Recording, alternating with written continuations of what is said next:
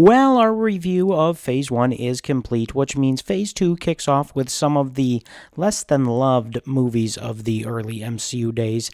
However, I'm just going to say it, I really actually enjoy Iron Man 3, and not in a it's better than people say way.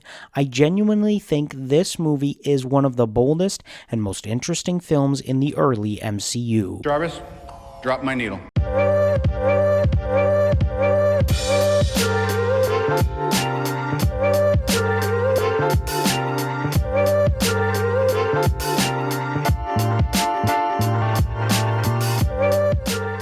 Coming off of the Avengers, most superhero sequels would just go bigger, more explosions, bigger villains, higher stakes, but Iron Man 3 does something smarter. Tony Stark is messed up, and how could he not be? He went through a wormhole with a nuke, he saw aliens, he nearly died, and now he can't sleep. The panic attacks, the obsessive suit building, the way he pushes Pepper away. This is a new level of lame. Sorry. That stuff certainly now hits way harder than it did in 2013. Back then, people wanted non-stop action. Watching it now, it feels layered and intentional. This movie is about a man who hides inside the armor, emotionally and physically, and it's powerful. The best stretch of this movie for me is when Tony doesn't have his suit, when he's stuck in Tennessee, working with Harley, building gadgets in a garage. The classic Tony Stark. That's the heart of the character. It proves something important. Tony Stark is Iron Man. The suit is just the tool. And that theme runs through the entire movie and something Tony has to learn. Your fault. You spazzed me out. Okay, back to business. Where were we? When all the suits show up during the house party protocol, it's an awesome spectacle, but it also reinforces the idea that Tony was overcompensating. He built dozens of suits because he doesn't feel safe. That's not just cool, that's character work. Let's address the big one. Just a role?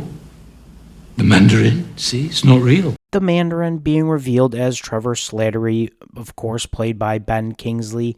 Yeah, I know it's the twist that broke comic book lovers' hearts back in 2013, and not in a good way, but honestly, I love it then and I love it now. This movie is about perception versus reality, about fear being manufactured, about image over substance. The fake Mandarin fits perfectly with that theme. Is Aldrich Killian the most memorable villain? No. The commentary on terrorism as a theater, it's really bold for a Marvel movie. And of course, Trevor is hilarious, as we have so gracefully gotten to see over the extended run of the Marvel Cinematic Universe. I wouldn't go in there for 20 minutes. Probably my second favorite part of this movie is Pepper saving Tony. Gwyneth Paltrow actually gets something to do beyond the worried girlfriend shtick. The fight at the end where she flips the usual superhero formula on its head, it's perfect. Tony doesn't win because he has the best suit. He wins because he lets go, and then he blows all the suits up. And the ending, the I am Iron Man speech, is such a clean, thematic wrap-up for the trilogy. Directed by Shane Black, this movie has a distinct personality. Christmas setting, buddy comedy dialogue, sharp humor.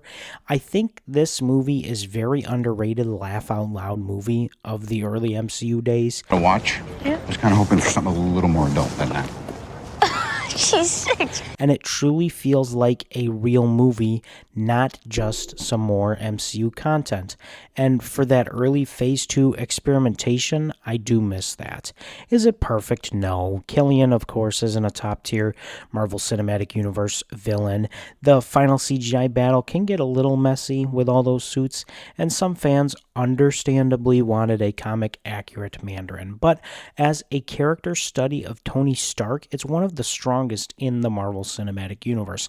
Iron Man 3 isn't trying to be bigger than the Avengers. It's trying to be more personal, and that's why I enjoy it so much. I love the Avengers, but coming right after it, it works. It's about anxiety, identity. It's about realizing you are more than the armor you hide behind. And honestly, sometimes that hits harder than a nuke through a wormhole. If you're rewatching the MCU leading up to Doomsday, just like we are on this channel, do not skip this one. You might be surprised how well it holds up, or you may change your tune.